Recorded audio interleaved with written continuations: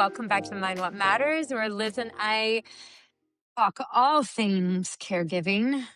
We try our best to mind what matters. Liz, Hi. I did the last one without you. I know. Look at you, We big missed you so girl. much. Put on We your missed big you girl so much. pants. Now you feel sorry for me, right? About all these ones you've made me do solo. It's not as easy, is it? Well, look, I will say that you will love the interview with Macy. I kept thinking, my gosh, I'm so sad Liz didn't get a chance to connect because your stories, there's so many similarities in your stories. Like she was talking about the difference between in caregiving when parents separate and then there's the caregiver on the ground versus the one that they give I'm having brain is perimenopausal brain and also got in really late last night. They give when they give the person that's in charge of the estate or the trust or whatever. What is it Power, called? power of attorney. Power of attorney. Thank you, my lord.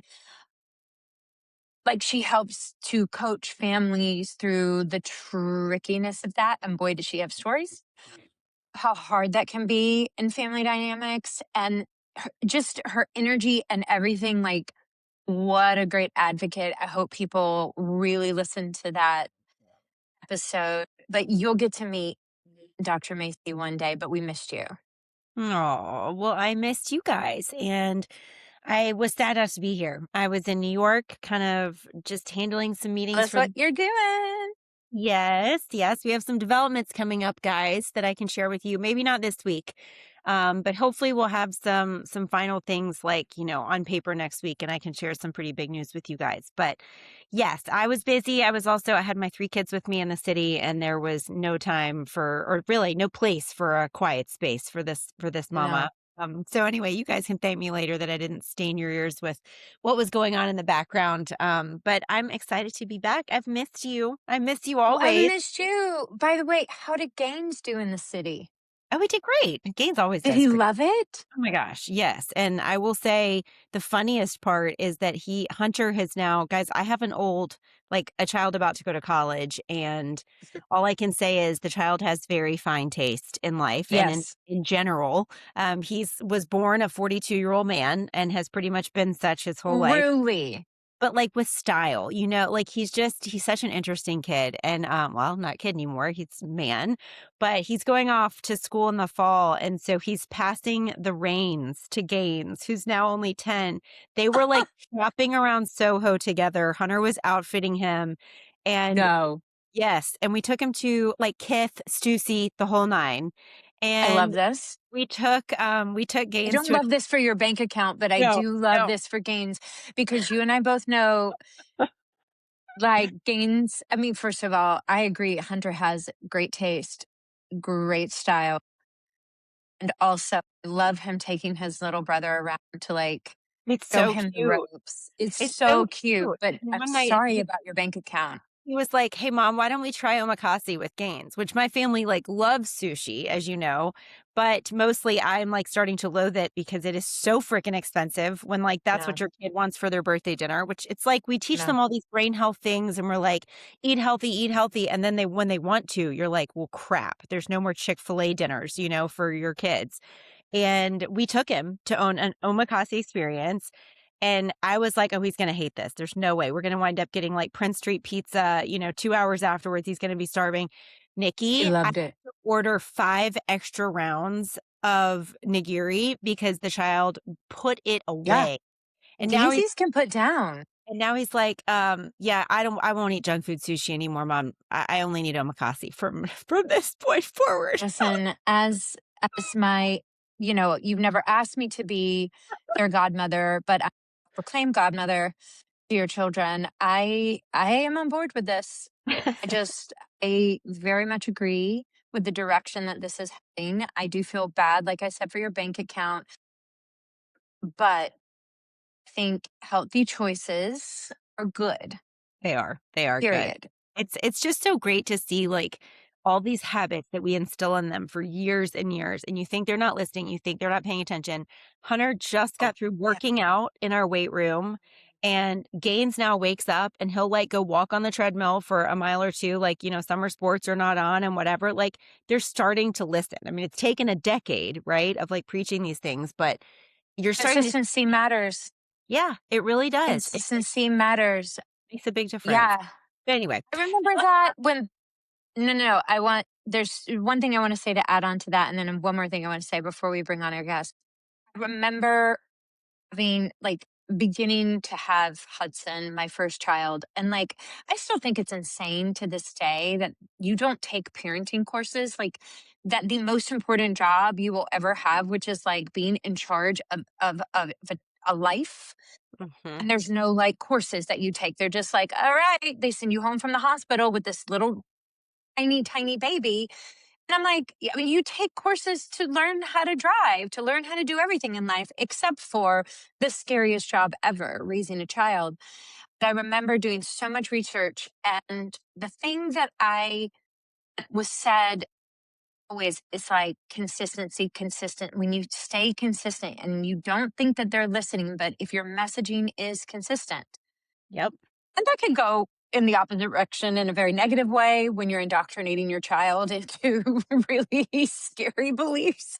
yep, But when you are teaching your child about healthy choices, about moving your body, about being kind, about inclusivity, about helping others, showing up for your community, showing up for the people that you love, one day you will see that click in them.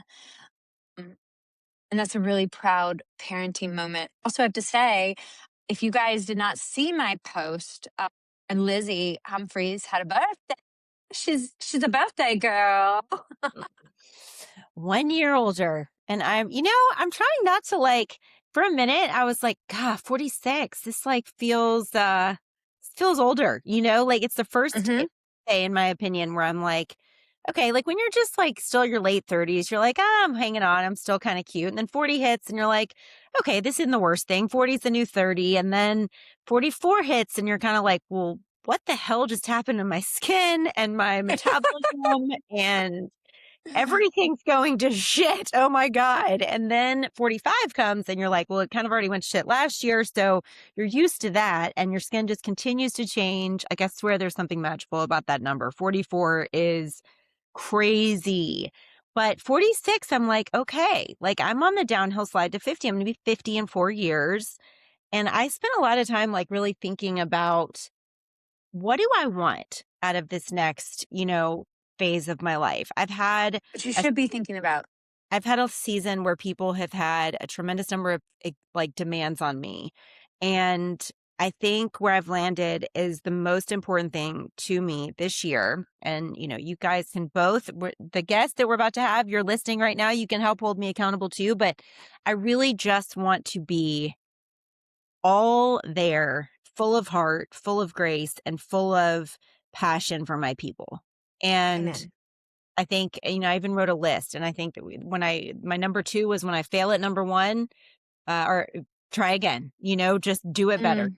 better. And I've really started reorganizing and reprioritizing a lot of things in my life over the last month or so, really the last couple of weeks, especially to be able to take some things off my plate, to be able to do that. And it feels good. It feels really good. Again, I can't share with you guys quite yet what all that is, but we'll get there.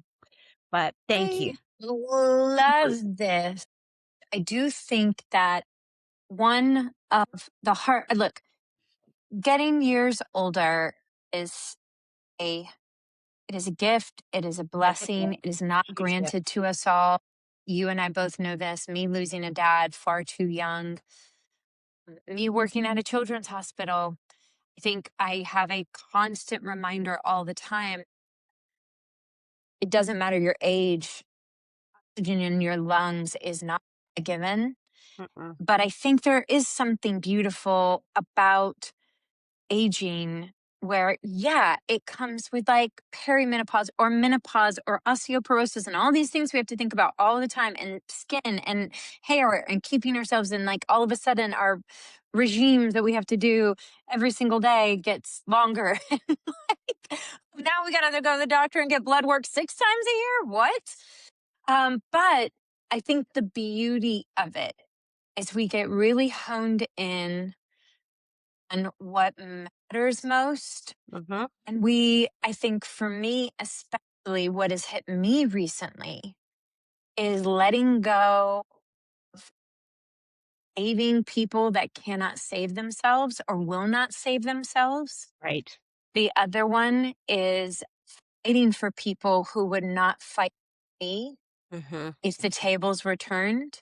Yeah. And the other one is really, like you said, loving your people, those who show up, those in your community, those that need it, our caregiving community, best friends, especially my kids and my husband. Mm. Um, Showing up for those people with everything I got in me Yeah. and pouring into them and pouring into myself that I can feel a peace that has washed over me that I don't know that I've ever felt in my life. And that was a click that's just happened in this last week. I was like, whoa, something feels different. And I think that is a beautiful thing with aging, that you can come to. I Um, agree. I yeah, agree. I think my mom used to always say every year that you're gifted, to be able to grow older is just that. It's a gift, and it's not yeah. one that should be wasted. It's not one that should be taken lightly. It's a tremendous gift to be able to be on this earth and to have the privilege of living and being and just experiencing this world as hard as it can be sometimes. There's just so much beauty in it too, and there's a lot of people out there you can help serve and um in doing so, I feel even more passionate than ever that that's kind of the key.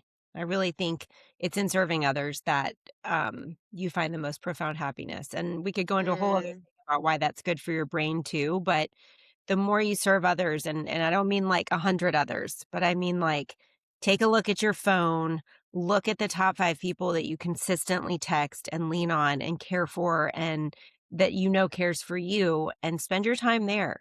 Don't spend it on the crazy mom friend group that's like, tearing each other apart on the inside and people that are chasing fads and even people that are just too needy from you and they're constantly asking but never giving. Like, spend your energy and your time giving to those that serve others around themselves too. You can always tell when someone's a giver, Mm. right?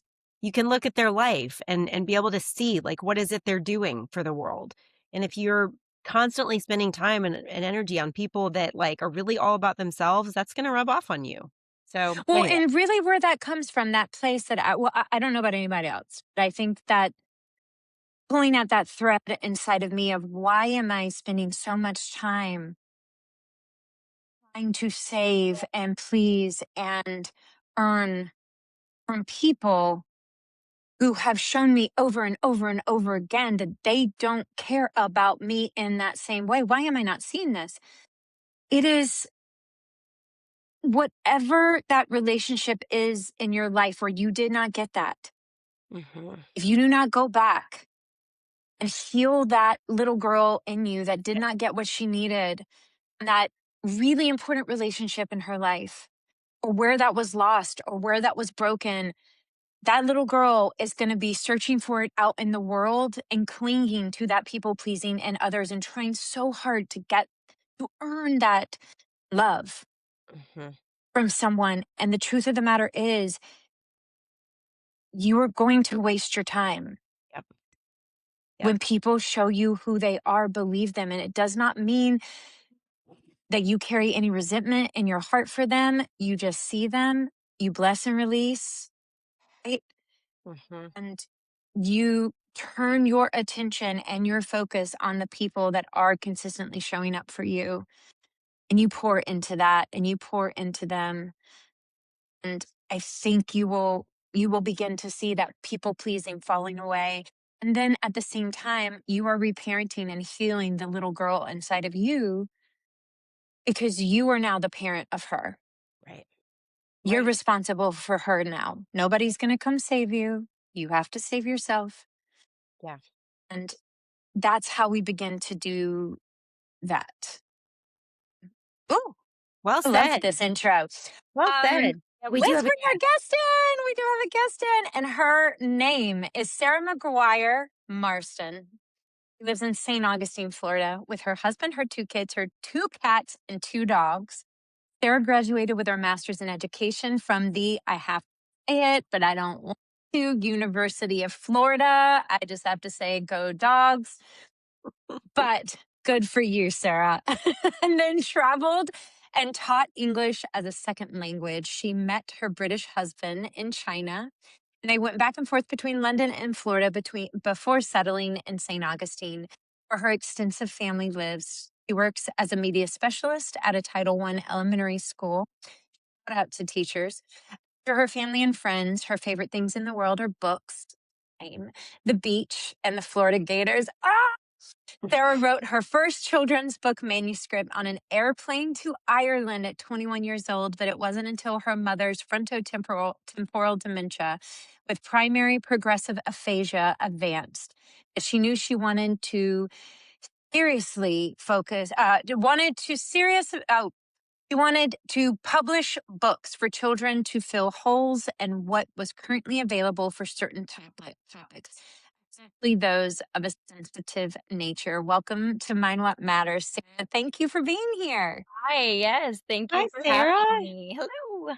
Sarah, I Of have to start by course. saying, literally, I had a mom pull me out of car line, um, like right at the end of school this year and say, Liz, do you know of any great children's books that I can talk to my kids about what's going on with their grandparent? Like, really? And I'm starting to get this question more and more. And I think people used to struggle with that because there was nothing out there. I so Nothing. applaud what you did. That's such a great idea. Thanks. Tell us, Yeah. get started. I mean, obviously, I know a little bit about your mom, but kind of we always love asking people what led them to do this and to tell us a little about their story. Oh, yeah, of course. So, first of all, as a media specialist and a major book lover, I knew how books can be so helpful in explaining things to kids. They're a safe place. Mhm. They round things out. They finish a story. They explain things well. There's pictures. So my mom was diagnosed with FTD when I was 9 months pregnant with my daughter, Mm, my first child. And when my son was born, we would take them to go visit her. She did have to be put into a home after a fall, and we would go visit her, and as her primary progressive aphasia advanced and she could no longer speak, but my kids are getting older and they know that their other grandparents play with them and say they love them and do things with them. And they're like, well, why can't grandma? You know, does, Hmm. does she even like us? Does she want us here? Is she mad at us? Is she upset with us? These are all questions that we would get when we visited because she could not verbalize. And right. also, as things got even more advanced, she was unable to get up and move around, and they took that as that they were doing something wrong. And Personal. of course, and I was like, well, you're not doing anything wrong. And so at that point I was like trying to explain it from her point of view to them. And I was like, well, I'm going to put this in a book. So the entire book is from the point of view of the person who is unable to help with or communicate with the children. So it's called When I Can't Say I Love You. And it's the whole point is I can't do these things with you. I can't dance with you. I can't sing with you, but I wish I could. I'm not upset with you. Um, but I love you, even though I can't say it. It's always in my heart. Mm, I love that. Sarah, I didn't realize I too was pregnant when my dad was diagnosed with FTD. I Oh, didn't realize that we had that in common. yes. It's Yeah. such a tricky because you're bringing life into this world and you're also now super aware that you are about to lose a life. Right. Yeah. And also knowing that you don't know when you are going to lose it, that anticipatory grief. So you've got Yes. my son was born right mid COVID. He's a little COVID baby. And I gave birth at the hospital and had to get like special permission for my mother to even be able to come out of the home to see her grandson. Right. So this Hmm. joy, but also, I mean, I just remember just leaving, just crying my eyes out because I was so full of happiness with my son, but, heartbroken at the same time. Yeah.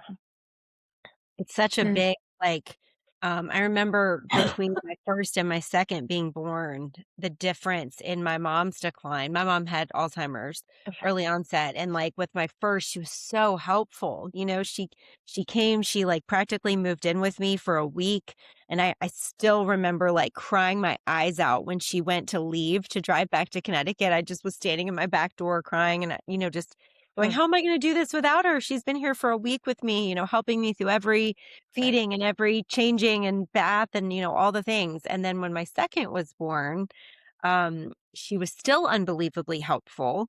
Things had started to change a little bit, but she was still like very on and, was still able to, I'd had a C-section with my second, which I had not had on the first child.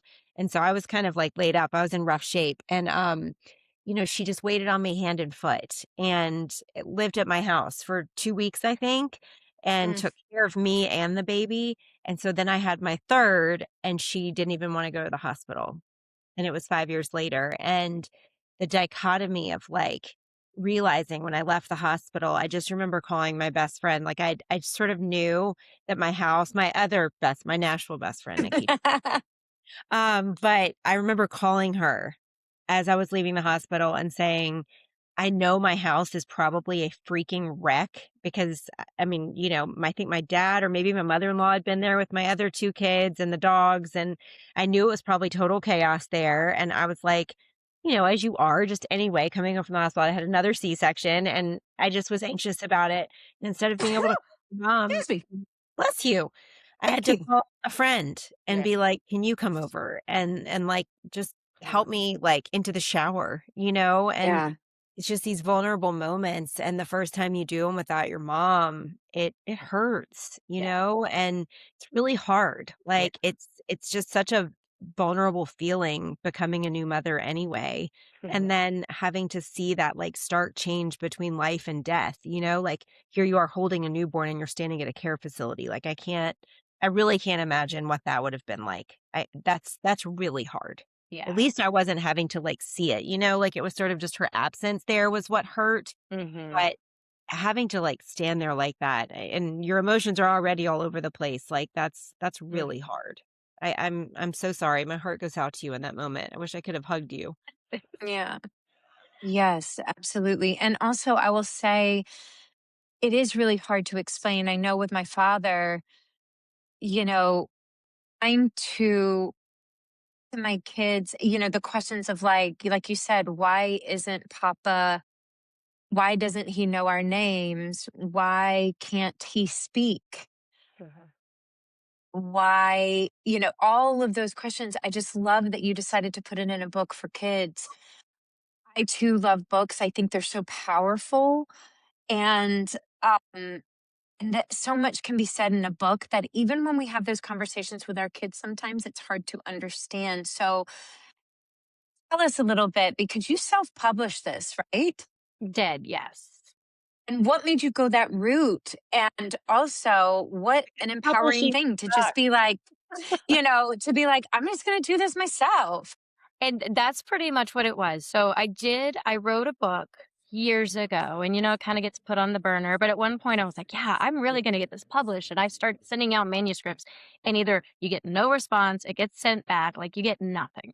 It's very hard to break into the world of children's book publishing, but specifically publishing, you know, especially my first book, I didn't have an illustrator at the time. So when I did this one and I got with one of our family friends, Amy Stump, she's an amazing artist. And we got together and we made this book together. And I was, as we were working on life happens, kids, everything. So it took much longer than planned. My mom actually did pass away before it was released. Mm. But when it was finally done, I was like, I don't want to keep on waiting. I don't want to fight these battles and be rejected. I can't imagine like sending off this my baby to on such a sensitive topic to have them be like, nope, we're not interested. I was like, Yes. I'm just gonna do it myself. And there is a huge community of people out there in social media Mhm. that are just really helpful at answering questions.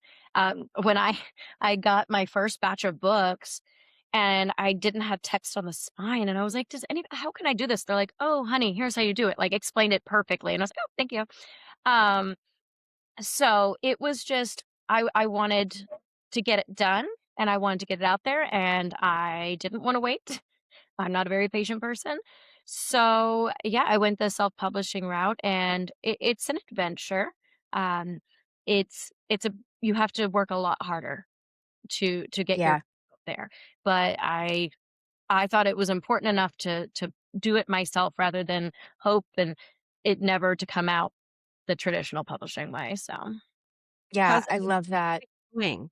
How's it going now? Like, how long has the book been out? So I did it um around December of last year. Mhm. And it's going and it's growing. I'm in a couple of the local bookstores, which has been fantastic. Oh, I'm yay. in our local library in town. They picked it up. So it's slowly growing and adding. Sometimes I'm much better at marketing than others. I'm a teacher on summer break. I'd rather be at the beach. Not gonna lie, but it is progressing. So, That's fair. That's fair. Not everyone's a psycho Absolutely. like Nikki and myself that work ourselves to the bone like every day. Absolutely psycho. I'm listening Uh, to her going, "Why aren't we at the beach right now?" yeah. yeah. How is she so balanced? I don't know. I We mean, missed that part. why aren't, yeah, what are we doing? I think balance Uh, must be a chromosome and we're missing it. Really, we have an unbalanced chromosome. Sarah, I want to talk specifically because your mother, and I'm sorry, she passed in 2023, right? Yes. I'm so I'm so sorry. sorry. I'm so sorry. I have a couple of questions around that, but I want to ask you. You're 3 years in Hmm. to your grief. Yes. How are you doing? Most days, overall great. Some are, those moments you were talking about, like your mom, right? Like, and sometimes it's just I'll be like, I really just want to talk to my mom. I really want, who do I want to tell this to? And I'm like, oh, um, I've been Mm. very blessed in that my mother's younger sister has become a major part of our life. My kids call her Granty because it's like she's their great auntie, but also she's kind of grandma now. So she's So Granty. cute. And she has, seamlessly put herself into that role of an extra grandparent. And that's really blessed us to be able to, have a bit more of the grandparent experience and also, remember my mom because, it's her sister and things like that. So that's been fantastic. Right. Um, but it's also just kinda crazy because, like, the things just sometimes out of nowhere, it just hits, right? The grief, the missing. Sometimes it's very obvious. This morning, my kids were playing music on Alexa, and their song finished, and, "Memories" by Maroon 5 came on, and that's a very heartfelt song about loss. And it's been a very big song in our family because it came out, prior to my mother passing, but when she was sick. So it's this very important song in our family.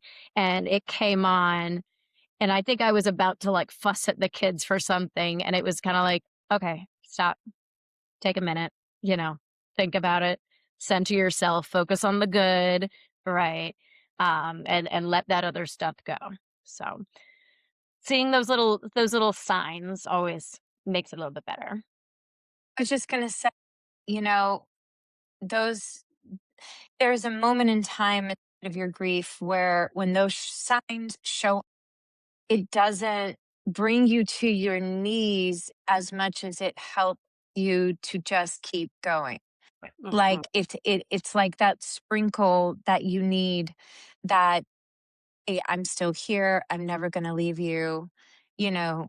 It's like a keep little sun going. I'm shower is with you. how I kinda think. Yes. Yeah. Yes. And I remember like in the beginning when I would get those signs, I would just be brought to my knees. And then at some point it began to shift a little bit. And instead it was like oxygen in my lungs, Yeah. Mhm. you know? Yeah. Um, well, I know that, we have actually not, believe it or not, we have not actually talked a lot about in specificity FTD Mhm. on this podcast. We've talked a lot about caregiving.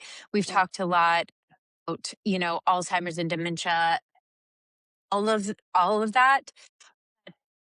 A My dad, as I said, was diagnosed with FTD and is a very specific type of dementia. The way that it presents is very different. It's very fast. Mhm. And I have so many feelings around it because, in a way, there's nothing merciful about FTD. It is so awful. Mhm. The fact that it takes you quicker sometimes when you are a prisoner in your body and in your mind, I'm like, maybe there is mercy in that. I don't know. I still am trying to process a lot of that we went through with my dad. And let's talk a little bit about FTD. For people who don't know the difference, talk a little bit about the difference between FTD and a regular Alzheimer's diagnosis. Right. So FTD, frontotemporal dementia or frontotemporal degeneration, it presents early, and I mean there have Yes. been cases, 30s and even younger than that of them diagnosing with the disease I found. But it generally has different variants. Some of the variants make people very aggressive and physical. Yes. We actually think that we actually think in my family, not blood related, but as I said, I have a very large family. We think there are two other people that have had it. Um, Really? yes, before it became a major diagnosis. That's the other thing is they're slowly getting more and more into it. Uh, Yes. but so like when we got my mom diagnosed, I think it was amazing that our neurologist even recognized that. And a huge part of that is they can't actually do a full diagnosis until after death, and then they can I actually know. look in the brain. And so different variants, some behavioral. My mom's was primary progressive aphasia. I consider us very, very lucky in her experience. As you were saying, it's horrible, but there's little blessings. Right. She lost her ability to speak, but it made her just kind of very easygoing. It just kind of, we were so lucky in that experience. And but it was very interesting in the way it presented itself. My mom had been a lifelong smoker, and she stopped smoking because she had stage 4 COPD, and they were like, "You have to stop Mm. smoking," and so she did. Wow. And after she stopped smoking, my husband, who had been a smoker, he was like, "Oh, it's brain fog. There's smoker's fog. When you stop smoking, your brain's got to clear. It usually takes a month or two." And I was like, "Oh, okay." And then after a month or two, we're like, she's still getting confused and acting oddly. And we're like, this might be more than the smoker's fog. And the thing that really did it for us that we're like, something's wrong. I mean, she was, getting confused, losing things. She kept on calling us and telling us that her clothes dryer was broken. She said, the dryer's broken. It's not drying the clothes. We're okay. So we go Mhm. over and we're like, these clothes are dry. And she's like, no, they're not. They're wet. And we're like, these clothes. So we'd put something in the dryer and we'd take it out and we'd be like, feel it. And say, how does this feel? And she'd go, it's cold and wet. And we're like, Yeah. no, that's not. That's hot and dry. And that point was like, oh. Things And wrong. so we went to the neurologist. And when How we old was she at this point? 60, so she passed when she was 69. Um, Probably 62 or 63. Mhm. Um, Wait, hang on. Back up for 1 second. For our listeners, describe what you felt in that moment it when she was like, "No, no, no, they're wet, they're cold," and it you're sitting was there folding dry clothes. Like, describe in you're your brain what you're thinking and you're how like, you're feeling. are you kidding me? Are you like, what do you mean? And it's scary. It's so scary Yeah. because you're just like, what is happening? Mhm. We had already been talking about maybe it's Alzheimer's, maybe it's something like that. But when that physical issue, and then we realized it was actually a bigger issue than that, because that inability to feel the heat. My mom was a Yeah. huge coffee drinker. She passed that on to me. Huge coffee drinker. And she was microwaving her coffee, taking it out of the microwave, taking a Oh, sip, saying it wasn't hot enough, and putting it back in. okay. Now, the positive thing is she usually forgot that she put it back in there, so it would cool off a bit before she heated it up again. But we're like, she's going to very Burn herself. burn herself, physically injure herself because of this inability. So that became a huge fear. Um, and so we went to the neurologist and he did the memory check and things like that. But when we told him these other things, that's when he said, it's more. It's different. It's more. We did CAT scans. We did all the scans, MRI, and he said, based on this, based on what you told me, I'm going to diagnose her as this, the FTD with PPA. But again, you won't know until after she actually passes. So that was, again, very frustrating to Yes. experience.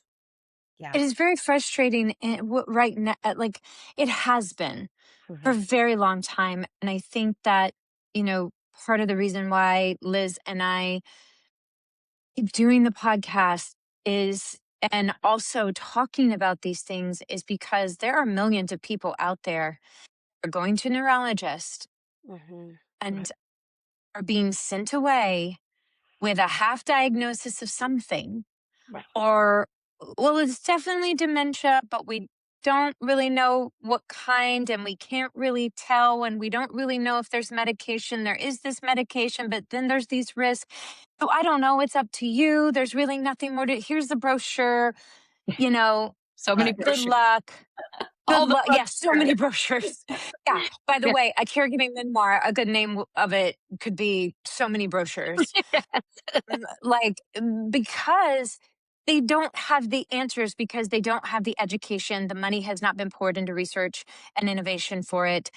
And in fact, in these last year or so, it has been cut tremendously at the federal level. And so, all this progress we were making, right, has come to this halt. And at a time when we need it the very, very, very most. Mhm. um, after getting that diagnosis, right? Because there are, as Liz said, so many caregivers that are listening and have been there. You get this diagnosis, you go home. What is the next thing that you guys do as a family? Do you have a family meeting? How do you begin to wrap your brain around this? And then how you're going to have to step into her care, especially when she's already presenting signs, as my dad did, because this is very, very real for FTD right out of the gate. You start to notice it when they start immediately becoming a danger to themselves. Mhm. It's like Yes. one day you're Mhm. like, something's off. And then all of a sudden, like one day they wake up and they're a danger to themselves, and it is full. Right. So we went home. We did a big group phone call. My aunt lives in North Carolina. My brother lives in LA. And it was, okay, here we go. We, as I said, we have someone else in our, two other people in our family that we think had the same illnesses. One of them, actually, my aunt kind of did her own self-diagnosis Really. based on everything that she learned, because the doctors were telling her nothing. Oh no, it's just normal dementia. And she's like, no, it's not. So one of the first things we did was call her and talk to her, because Mm, she had experienced it, and she, was just there and very supportive. Is this your mother's sister? No, this was on my dad's side of the family. Yeah. But we also were very blessed that my aunt had been a caregiver for her husband before he passed away. She volunteered mm, for hospice. She, very caring person. And she took care of my grandmother until she passed last year. And so she already, had the caregiving hat on. She already knew what to do. And at first, not too much changed when we got that diagnosis. Um, we that was, like I said, right before my daughter was born. So it became okay, we've got to balance these things. Then my daughter's born, and and my mom kind of understood something was up. Like she'd tell people, she's like, Yeah. she'd go, "My brain's sick," is what she would say. How was she Uh, taking it? she's okay. She was, unless we told her she couldn't do something, right? Like that was, as long as I wasn't stopping her, it didn't. I don't think it bothered her that much, which was a little difficult, because we had to take the car away. That was a huge thing. Um, and this is my little tip to caregivers out here. You don't want to lie, but we told her that the car was broken and we had to go take it in for work, and then just never gave it back. No, I don't think when you tell little mistruths Right. like that, I think you're doing it with good intentions and good heart. Mhm. I don't think there's anything wrong with that. And I you did. have to, because of the safety of others, right? Um, Yes. so my daughter was, I don't remember how many months exactly old. And we were making it work. She was spending a lot of time at our house. I was going over to her house. She lived around the corner. It was a struggle because she always wanted to babysit the baby, right? And I'm like, you Mm. can sit and hold and read to her. Um, but you can't. I couldn't let her babysit a newborn baby. So, and that was heartbreaking to tell my mother that she could not babysit my baby. Yeah. Oh my Uh, gosh. I went and through the then, same, and my kids would fight with me, yeah, with my mom. mm, Like they would be like, "Mom, what's wrong with you? Let us go with our grandmother." And right, she's yeah, piling on too, and I'd just be standing there going, yeah. "No one wins here." So, and then she tried to move a chair and she fell over it and broke her hip. Oh no. And so then she went to the hospital, went into rehab, and from then on, it the second Oh, she had to go into rehab, it progressed so quickly. So Yeah. we're like, she can't go home. That was not our plan. We did not plan to put her in a facility. I mean, I think we figured eventually we would have to. My aunt was very pro putting her in a facility because of how heavy it is to be a caregiver, so many responsibilities. But we were forced to, and I think it was the best thing for us and our Mm. family, and for her, for the amount of care. Um, she and she stayed in one facility and then eventually moved to another one, a memory care, where she lived until she passed. So, Mm. yeah, when we found out, it was like, okay, this is, you got to do what you got to do.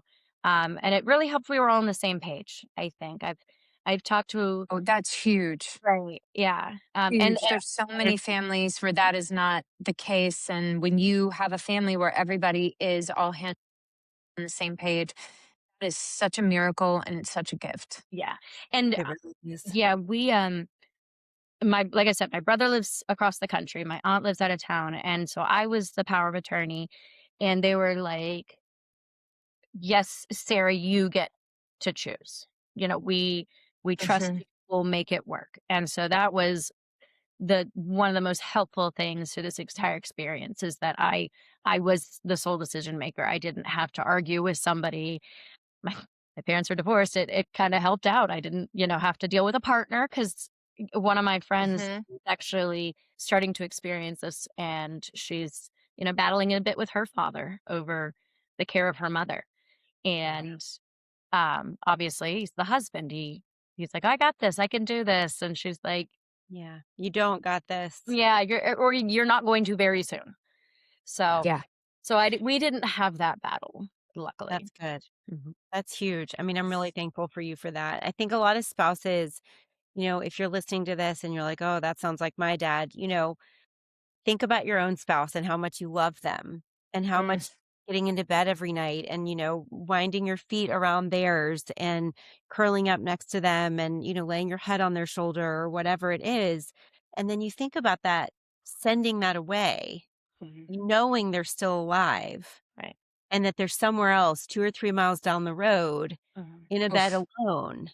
I think oftentimes we don't think about them in those ways. We don't think about how hard it would be for our own selves to separate from the person we love the most in the world, who we've raised Mhm. children with and we've gone through life with for 40 or 50 years.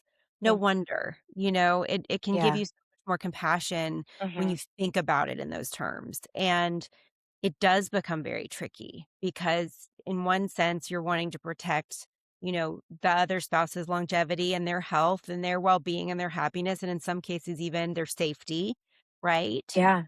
But it's so much more layered than that, and people don't understand. They're just like, oh, dad, just do this, or Right. mom, just do that. This is what's They're better for them. home. It's fine. Yeah. And it helps a lot to be able to think about it in terms of, one day, what if this was you?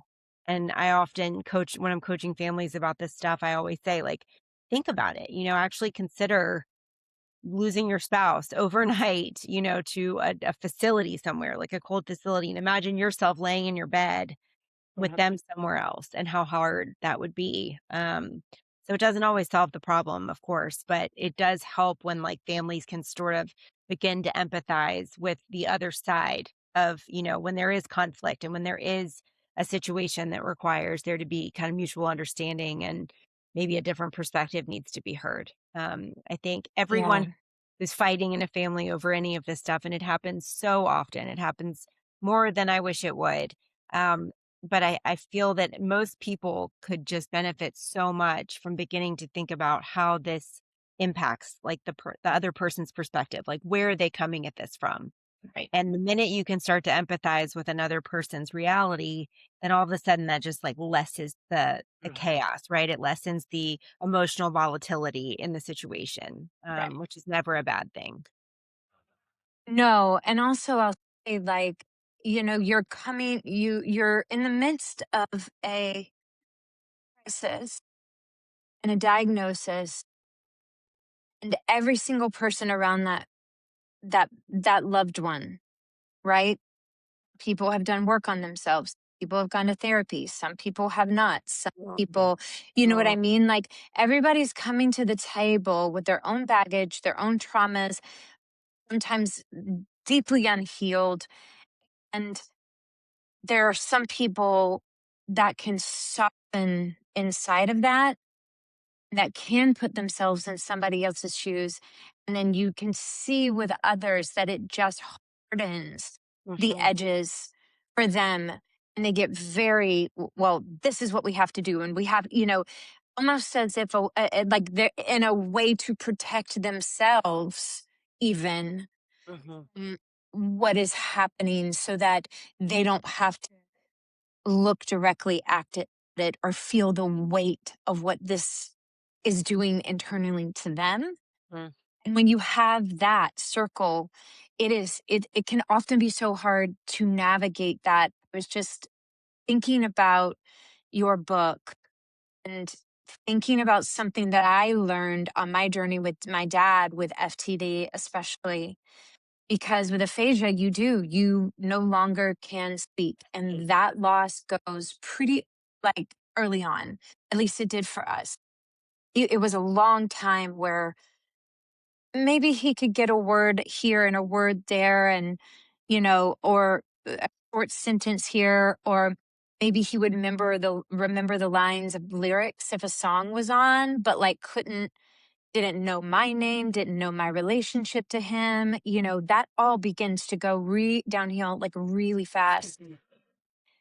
And my family, I remember hearing them say over and over again, because I was separated from him in COVID. I was Mhm. in California, he was in Georgia, and he was in a facility. I couldn't get to him because that facility was shut down. I remember them saying, and I think this was their way of protecting themselves, to say, well, he doesn't know anyway. He doesn't know who we are. He doesn't know we're gone. It's fine. That's what my family would say. Yes. But yeah. And me knowing something very different, because Mhm. I had gone through I had given birth to a child who had open heart surgery at 5 days old, and what I experienced with that baby was such a soul connection. And I know that like that journey was its own, but at the same time, it was preparing me for my journey with my dad. And what I knew is that baby couldn't talk to me, but my son was talking to me all the time and communicating to me constantly without words. And it helped me to be able to know, yeah, my dad may not be able to say what my name is or communicate to me, but he is communicating love to me Yes. in 100 other ways. You just might not be paying attention to it. So for you, how did your mom communicate love when Well, she couldn't speak? so the funny story I have to say, because I was thinking about this when he said it. My mom was a huge Braves fan. We are Braves fans. She was born at Fort Benning, Georgia. So when the Braves won the World Series, I Oh, told yeah. her, I said, guess what? I said, the Braves won the World Series, and her face lit up Oh, for a second. And I'm like, Mhm. okay, y'all can't tell me she doesn't know what's going on because she knows her Braves won. Okay. She was so excited and Yeah. it was just a beat. Um, I would watch her body language, watch her face, and it was funny because so she was at this wonderful facility and I would take my kids and they had this little outside area and the kids would just run around, doing their little feral stuff. And Yep. I would watch her face and she's just smiling and tracking them. And then they'd start bickering and her face would kind of go, like I don't like that, right? And I'm like, I can see her inside being grandma, being like, oh no, sit down, you're in timeout kind of Yes. mentality. But hers, after the speech was gone, it was facial. It was all just watching, tracking. You'd walk into the room, her face would brighten, especially someone that she hadn't seen. She got used to seeing me and the kids, but my brother would fly in from LA and walk in the room and she'd go, just that little spark of excitement. Um, so just really watching that facial features and you could That's see the the thing. You have to look, you have to move beyond, Mhm. because I think people put so much importance. I've just always been a person that was less about words and more about watching how somebody moved through the world, because I always thought, well, no, it's actually not what they say, but what they do, who tells Mm. me who they are. I'm watching their feet all the time. Yeah. And so I think that was already like part of, I interacted with people anyway, but watching my dad and having those moments with him where I would go, let's go for a walk.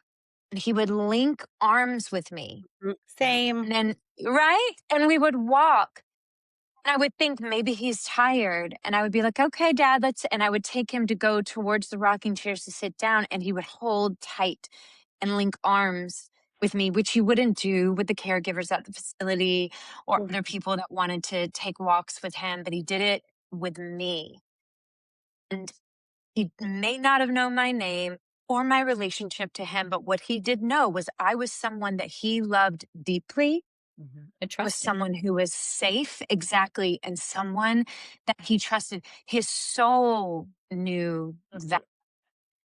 So, for people out there who are listening, right? Who, I know you wrote the children's book, but for the adults, right? Who are children who are dealing with a loved one who has been diagnosed with Alzheimer's, like that. What can you say to them right now of why they should get your book and why it's so important for your children, for their children to be able to understand there are so many ways, different ways of communicating love? Well, first of all, children understand and pick up on so much more than we know. They are sponges. Mm-hmm. They Because they're they watching what we do. they're watching our behavior, our tone of voice, our actions.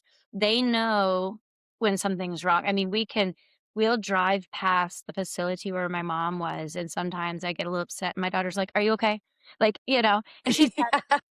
but she knows just by like a little, and you are not doing them any favors by telling them, oh, it's nothing, it's fine, or trying to keep them out of it because they want to understand and they can. They are very resilient. And if you use the words to explain to them what's going on in situations, I work at a Title I school, and I've seen a lot of difficult situations with students at my school. And you can't ignore it. You can't tell them it's not a big Mm-mm, deal. You can't tell mm-mm. it's not, this is adult stuff. It is for everyone. And so these kids need to be involved and they need to be communicated with and they need to be given a chance to understand. But it is hard to find the words, right? It is not always easy, especially when it is such a situation where you're grieving, where you are struggling too. Um, and that's when books can help you. Books are such a wonderful way of helping explain things when your own words don't quite cut it. You don't know what to say, you don't know how to say it. They don't quite get it. You take a book, you show them pictures, and the words and the pictures together can really give them that understanding and that support that they need to get through it. Liz is crying, and I'm usually the one that cries, and so she's crying, and I'm about to cry because she's crying, and I love her so much. And it's because I will say, Liz's mom, oh my gosh, your children were so close to your mom. A beautiful thing that Liz did was lucky enough to witness her as a caregiver, lucky to witness her as a caregiver, and her letting her kids be a part of that with her. And I do think, like you said, I talk to my kids about all of that too. And it has made them more empathetic, compassionate, kind, service driven. I mean, I had my Bennett the other day. We were leaving Georgia, and my mother has remarried to Billy, who's an amazing man. And he hunts and And fishes. oh my God. And Billy has poured so much love because my dad hasn't, when Bennett was born, my dad was full blown FTD. So Bennett didn't get to experience my dad, the incredible grandfather, that my dad would have been to them because of what an incredible dad he was and what an incredible grandfather he was to my sister's kids who, she had kids mid-20s before the disease set in. So he doesn't even remember him, my youngest, and my oldest barely remembers him. And all my 8-year-old knows is there's this man in his life that is very much a grandfather type that is taking him fishing, pouring love into him and teaching him how to drive a Ranger. And we got in the car to leave Blackshear, and we were going to meet them for lunch. We were following them to meet them for lunch, and this was yesterday. Before we got on the flight, my 8-year-old said, I want to say something to Billy, but I'm a little scared. And I said, oh, buddy, okay, you can tell me. What is it? And he said, well, I want to tell Billy that he's the best grandfather I've ever Ugh. scared that Papa in heaven will feel sad if I say it to Billy. And it's not lost on me that the conversations that I have had with Bennett since the day he was born, appropriately, of course, Right. have allowed him to become the child that can articulate a feeling like that at 8 years old. What an extraordinary thing, right? And I said to him, oh, honey, listen, there is nothing more your grandfather in heaven would love than to know that there is a grandfather here now on earth that is doing all the things with you that he would love and want to do with you. He's so happy. He's so happy that Billy came into. And it was just such a beautiful moment. And it speaks to what you're talking about communicating with our kids, Yeah. about really sharing the journey we go through with them. because then they grow up to be adults that write children's books, to help other families understand and other children understand. Mm, I just Right. think it's extraordinary. So, can you tell our audience where can they find you? How can they follow you? And how can they buy When I Can't Say I?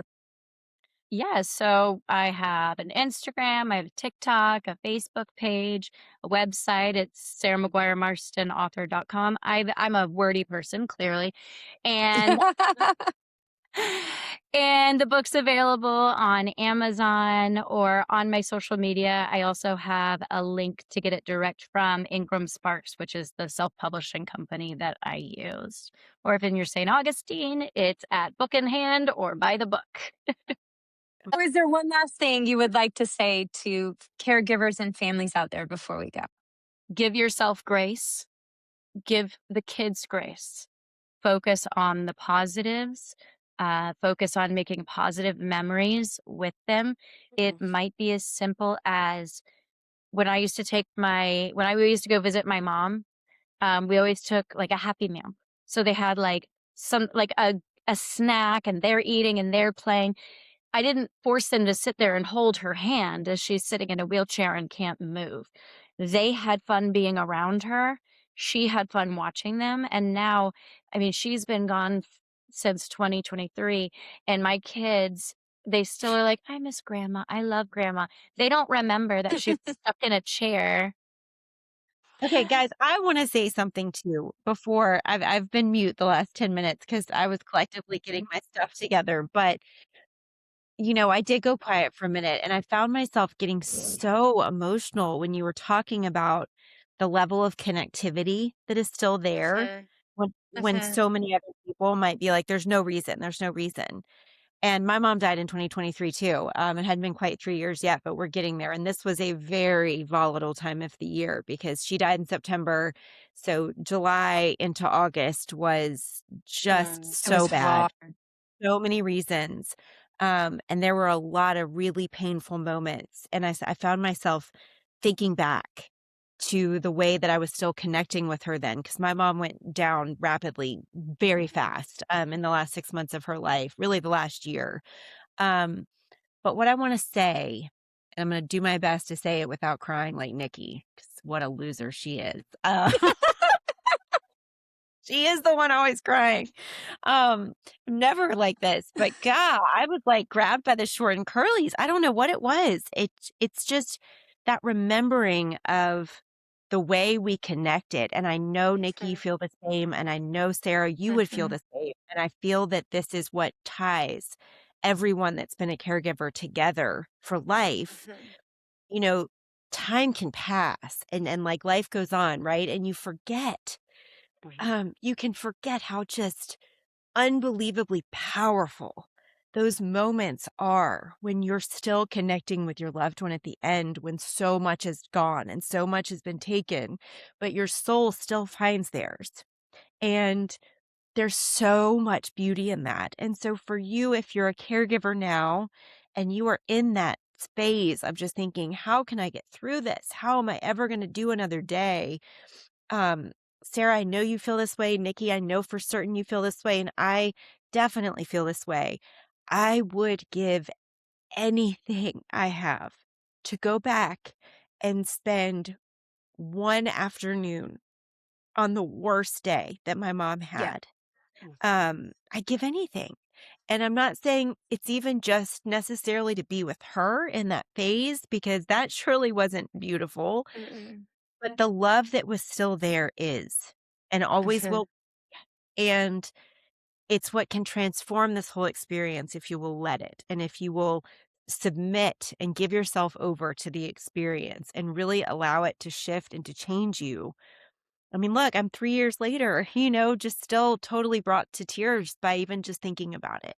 And that's what I think we should leave you guys with today. Our gift to you is to say, like, it's not always going to be pretty, and it's sometimes going to be very sad and very ugly. And yet, hold it, because there is just immeasurable beauty of life, even in those hardest moments that one day you'll look back on and be like, God, I'd give anything. I'd give anything for the grounding of that moment. Like, is it Buddhism that says suffering is so worth it that we should be willing to pay for it? Because it is, like in those just most holy moments where you just think, oh my God, like life is just going to split me open into a million pieces. That's where it is. That's where the Mhm. best part of life exists. Anyway, I'll get off my soapbox now. Beautiful. Lynn. Thank you so much, Sarah. Thank you for writing the book. Amy. Thank you Thank you so for much. being, It's a book like yes. Yes. Now we have something to tell people when they ask, is there a book that we can give our kids? We can say, yes, Sarah Maguire Marston wrote a book when I can't say I love you and you have to go get it. We will keep talking about your book. We're connected to you forever. Sending you so much to both you and your kids and your Also- doggy. Yeah, and also a portion of the proceeds of the book do go to the Association for Frontotemporal Dementia. I love that. It's So wonderful. when you Wow. purchase the book, you For are you. helping the research to help Love. in this horrible disease. Thank you. Which is Sarah. very important. Thank you, Sarah. Thank you so much. Thank you, ladies, so much. Bye, guys. Bye.